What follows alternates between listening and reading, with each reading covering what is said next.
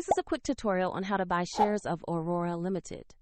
Orora is a packaging and manufacturing business listed on the CBOE Australia exchange under the ticker ORA.ASX. This video is for educational purposes only and is not financial advice. To trade, you need a broker account, and I'll use eToro as an example to demonstrate the process. After registering, you will typically verify your identity with a valid ID and then add funds to your account before purchasing. Use the platform search bar and type the ticker ORA.ASX to locate the listing. Select the result that matches Orora Limited to open its stock page.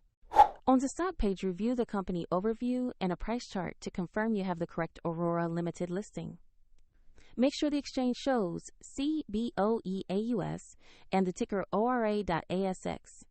Click Invest or Buy, enter the amount you want to purchase, then carefully review the order details and confirm to place the trade.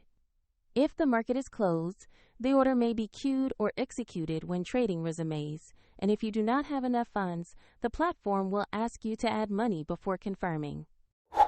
After the trade executes, your position will appear in the portfolio view. For the example link and additional resources, check the description below.